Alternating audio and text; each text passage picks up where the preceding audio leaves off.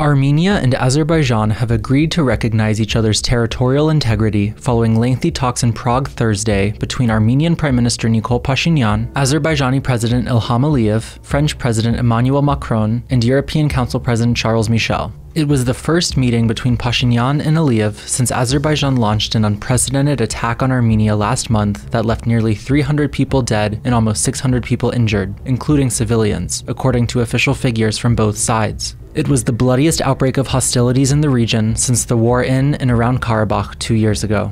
According to a joint statement released after Thursday's talks in Prague, Armenia and Azerbaijan confirmed their commitment to recognize each other's territorial integrity and sovereignty, noting that such an agreement will serve as the basis for the work of the two countries' Border Delimitation Commission. In May, Armenia and Azerbaijan formed a joint working group to delimit their border, that is, to come to a legal agreement on where exactly the border lies, but nothing has come of the Commission's work so far. The border group will convene for another round of talks in Brussels by the end of the month, the two sides announced Thursday. In addition, Armenia agreed in Prague to facilitate the establishment of a European Union civilian mission alongside the border with Azerbaijan, which is also meant to help border delimitation efforts. At a question and answer session earlier this week, the EU's foreign policy chief, Josep Borrell, said Azerbaijan had previously rejected an offer from the EU to dispatch a border mission to the region. "We have suggested that there be an EU mediation mission that we deploy to the border. Armenia agrees, Azerbaijan doesn't. What more do you want us to do?" Borrell said. Mentions of a separate working group formed by Armenia, Azerbaijan, and Russia to open regional transit routes were notably absent in Thursday's joint statement. The next day, Pashiyan said that Azerbaijan again did not respond positively to negotiations on that front. "I reiterate, Armenia is ready for unblocking of all regional communications with full respect of our sovereignty and legislation," Pashiyan said, in a rebuke of Aliyev's long-standing demand that an overland route from mainland Azerbaijan to Nakhchivan via Armenia have the status of a corridor, implying Azerbaijani control.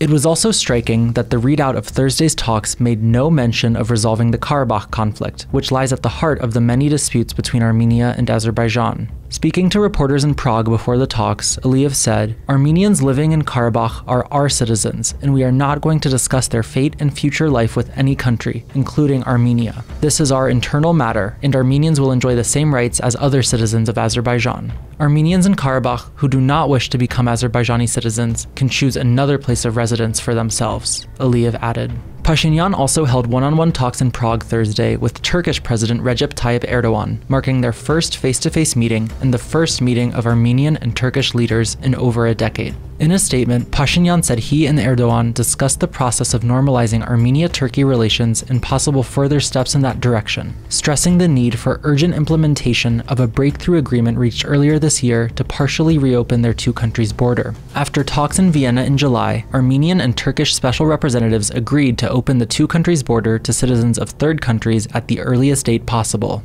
In a phone call about a week later, Pashiyan and Erdoğan expressed their expectations that the agreement would be implemented soon, but 3 months on, the Armenia-Turkey border remains closed.